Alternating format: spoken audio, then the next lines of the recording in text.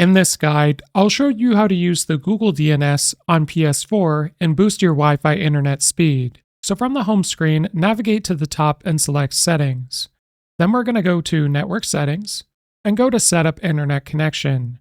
Then you want to select Use Wi-Fi, and we're going to go to Custom Internet Connection Settings. Now once you see your Wi-Fi network, you can select it. Then you can select Automatic for IP address settings, Do Not Specify for DHCP host name, and then you want to change DNS settings from automatic to manual. So for the Google DNS, under Primary DNS, type in 8.8.8.8, and then under the Secondary DNS, type in 8.8.4.4. Then you can select Next at the bottom, and for the MTU settings, leave that on automatic. Do not use proxy server, and then your internet settings will be updated, and you can test your internet connection to see if there's any improvement in your connection speed. This guide was helpful. Like and subscribe, and we'll see you in the next one.